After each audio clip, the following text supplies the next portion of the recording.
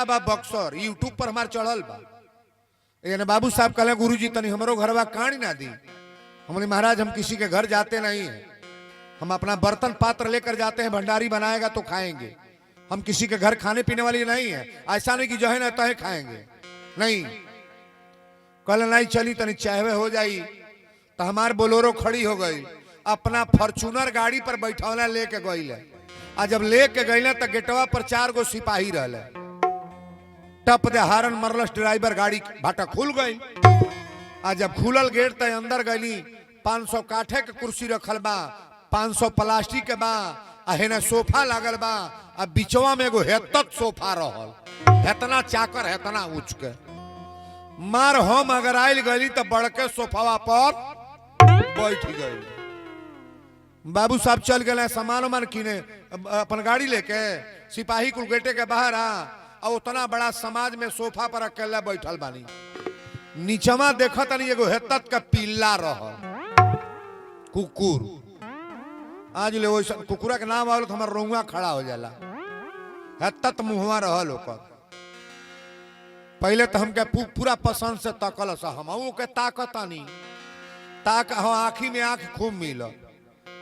5 minute के बाद हे ही तरह मुहवा बागे खड़ा हो गए, अंगुरिया बराबर बराबर तो दांतवा रहल ओकर। आ एक बेर छरक के वही सोफा पर कूदते तबा। हम कहली दादा आज बाबू साहबवा मुआ ही का बोलहू भाई। ताकतानी ओ पंडाल में के हुए सिपाही गए बाहर। अब छरक छरक सोफा पर पिल्ला चढ़त, कई तर मुहवा बावे छरक के चढ़े। हम किकुरत हे तरह हो गई। आधा घंटा के बाद बाबू साहब बोले, हमने महाराज गजब के आदमी बानी आप, अरे बताना ना चाहिए कि कुत्ता मेरे दरवाजे पर है, ऐसा है?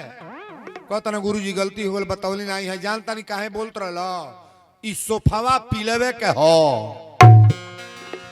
हम कहनी बनौला तो इज्जत हमारी। बतावा पर का कैले हुई?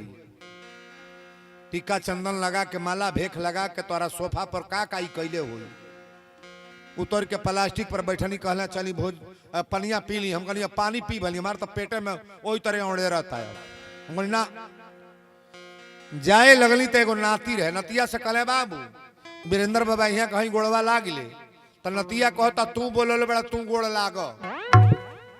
इनका घर परिवार तो चैंपियन है। बाहर निकल गई। याद आवेला आजो यूट्यूब पर हमारी कथा हमारे चैनल में बा, आप खोल कर मोबाइल देखिएगा।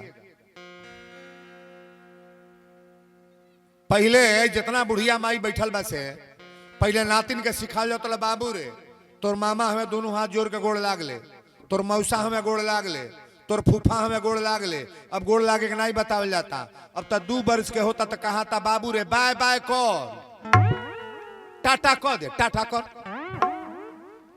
ये कल्चर अपने वहां का है कि विदेशी है? विदेशी कल्चर है। जिस लड़के को टाटा बाय बाय सिखाओगे वो लड़का कभी प्रणाम नहीं करेगा, नहीं प्रणाम तो कतई नहीं करेगा। अब माता पिता का सेवा वो लड़का करेगा।